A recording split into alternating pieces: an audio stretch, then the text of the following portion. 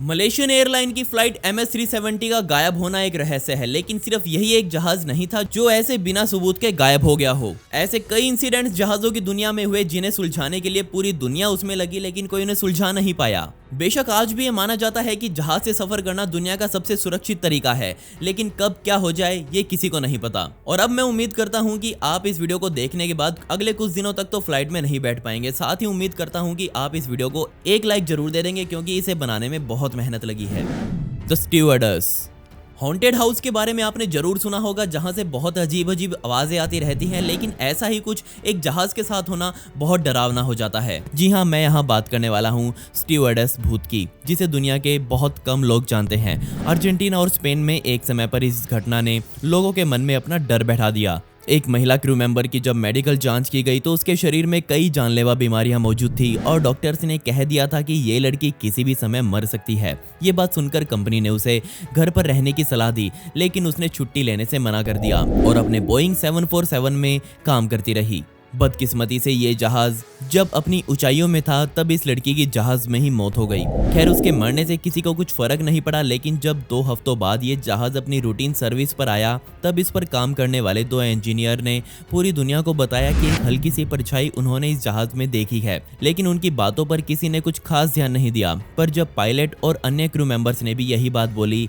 तब ये जहाज चर्चा का विषय बन गया और फर्स्ट क्लास में बैठने वाले लोगों को तो इसमें से अजीब अजीब आवाजें भी सुनाई दे रही थी। उन्होंने स्टीवर्डस को अपनी यूनिफॉर्म पहने जहाज में घूमते हुए देखा। सन 2000 में जब उस लड़की की मौत को तकरीबन 2 साल बीत चुके थे, तब भी कई मैकेनिक इसमें से डरते हुए बाहर निकले। उन्होंने भी स्टीवर्डस की मौजूदगी की बात की। इतना सब होने की वजह से इस जहाज में अब कोई बैठने को तैयार नहीं था और मजबूरन सन 2001 में इसकी मालिकाना कंपनी ने इस जहाज को रिटायर कर दिया और ये जहाज आज भी ब्यूनस एयर्स एयरपोर्ट पर खड़ा हुआ है। इसके मालिकों ने इसके ज्यादातर स्पेयर पार्ट्स निकाल लिए, लेकिन इस जहाज की कहानी यहीं खत्म नहीं होती। सर्विस से रिटायर होने के बाद भी जब 5 मैकेनिक्स इस जहाज के इंजन खोल रहे थे तो उन्हें भी कैबिन से बहुत तेज आवाजें सुनाई दी और ऐसा लग रहा था जैसे कोई इस जहाज को टूटने से बचा रहा हो। एक क्रेन की सहायता से ऊपर चढ़कर इस जहाज की खिड़कियों को देखा गया तो नज़ारा बेहद डरावना था, क्योंकि स्टीवर्डस यूनिफॉर्म पहनकर उस जहाज में घूम रही थी। आज इस घटना को 20 साल बीत चुके हैं, लेकिन आज भी ये जहाज वैसे का वैसे वहां खड़ा हुआ है। अभी भी लोग इसके अंदर जाने से डरते हैं। सिर्फ दूर से देखकर ही लोग इसका अंदाजा लगा लेते हैं कि इस प्लेन का क्या हुआ होगा। Plane attacked by a fighter. 1 सितंबर 1983 का दिन जब कोल्ड वॉर शुरू होने ही वाला था और तब रशिया के एक फाइटर जहाज को दुश्मन के कई जहाज़ों को निपटाने का ऑर्डर दिया गया, लेकिन बदकिस्मती से अमेरिका का एक कॉमर्शियल जहाज सोवियत यूनियन के ऊपर से ही उड़ रहा था, जिसमें 240 पैसेंजर्स और 29 क्रू मेंबर्स बैठे हुए थे और ये जहाज इस फाइटर प्लेन का सबसे पहला शिकार बना। इस हमले में जहाज में बैठे सभी लोगों की मौके पर ही मौत हो गई और जब इसके बारे में दुनिया ने सोवियत यूनियन से सवाल पूछा तो 1 हफ्ते तक वो यही बोलते रहे कि उन्होंने ऐसे किसी जहाज पर कोई हमला नहीं किया है। फिर 1 हफ्ते बाद उन्होंने कहा कि उन्होंने हमला तो किया था, लेकिन वो हमला एक जासूसी जहाज पर था, ना कि किसी कॉमर्शियल प्लेन पर, और अंत तक वो इसी बात पर अड़े रहे। जिसके बाद अमेरिका ने रशिया से उस जहाज का मलबा और ब्लैक बॉक्स मांगा ताकि इस जहाज के साथ आखिर क्या हुआ था उसका पता लगाया जा सके, लेकिन सोवियत यूनियन ने वो भी देने से मना कर दिया। और तकरीबन 10 सालों बाद जब सोवियत यूनियन टूटा तब दुनिया को ये पता चला कि सच में एक अमेरिकी जासूसी जहाज बोइंग RC-135 उस समय रशिया के उसी आसमान में उसी जगह पर उड़ रहा था। और मेरे ख्याल से जिस फाइटर प्लेन को ये जहाज निपटाने के ऑर्डर मिले थे वो कमर्शियल और जासूसी जहाज के सिग्नल्स में कंफ्यूज हो गया होगा और उसने अनजाने में इस जहाज पर हमला कर दिया, जिसमें तकरीबन 300 मासूम लोग मारे गए। उस फाइटर जहाज ने इस पर 2 मिसाइल के हमले किए, जिसके बाद ये जहाज अपना संतुलन खोकर समुद्र में क्रैश कर गया। एक्सीडेंट के कुछ ही समय बाद इस जहाज का मलबा रशिया द्वारा उठा लिया गया ताकि कोई भी देश रशिया के खिलाफ ये सबूत ना ढूंढ पाए कि उन्होंने मासूम लोगों को मौत के घाट उतार दिया। इसलिए हम कभी ये नहीं जान पाएंगे कि आखिर उस प्लेन के साथ सच में क्या हुआ था। ग्रेमलिन्स अटैक। वर्ल्ड वॉर 2 में हथियार ही नहीं थे जिसके दम पर बड़े बड़े देश युद्ध लड़ रहे हों, बल्कि कई देशों ने तो छोटे छोटे जीवों को भी हथियार के तौर पर इस्तेमाल करके ये युद्ध लड़ा।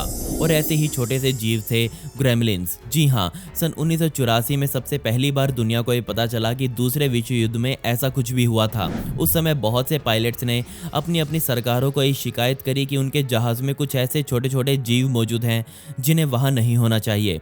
ये छोटे छोटे जीव जहाज के अंदरूनी हिस्सों में घुसकर जहाज को तबाह कर रहे थे, जिससे बीच हवा में कई जहाज खराब हो जाते और फिर हादसा होना तय था। और इसकी सबसे अजीब कहानी एक LW नाम के पायलट ने सुनाई। ये आदमी दूसरे विश्व युद्ध में एक बोइंग B-17 का पायलट हुआ करता था और उसने बिना चेक किए ही अपना जहाज एक दिन उड़ा डाला। लेकिन जब वो तकरीबन 22,000 फीट की ऊंचाई पर थे, तब उसने अपने पैरों में नोटिस किया कि बहुत छोटे छोटे जीव, जिनकी संख्या सैकड़ों में थी, वो आसपास घूम रहे थे। उसे समझ नहीं आया कि वो कहां से प्लेन में आए, और इतनी ऊंचाई पर पहुंचने के बाद उसने प्लेन में कई दिक्कतें भी महसूस की। उसके प्लेन के इंजन में तेल रुक रुक कर पहुंच रहा था, साथ ही उसके प्लेन में बिजली भी कई बार अपने आप बंद हो रही थी। इनमें से कुछ लोगों ने बताया कि कुछ ग्रेमलिन्स की लंबाई तो तकरीबन 1 फीट की थी। उनके कान लंबे लंबे और आंखें पूरी लाल थी। ऐसी ही कुछ शिकायतें रॉयल एयरफोर्स के ब्रिटिश पायलट्स ने भी की, जिसके बाद पूरी दुनिया में इस बात का पता लगाने की आग और फैल गई कि ऐसा कौन सा देश है जो इन जीवों को हथियार के तौर पर इस्तेमाल कर रहा है। तो आइलैंड ऑफ माल्टा नाम की जगह निकलकर सामने आई, जिसमें इस तरह के जीवों को देखा गया, जो कि मिडल ईस्ट में बना हुआ है। MH370 ये रहस्यमयी घटना सन 2014 में घटी और बदकिस्मती से आज तक इसको कोई सही से नहीं सुलझा पाया है।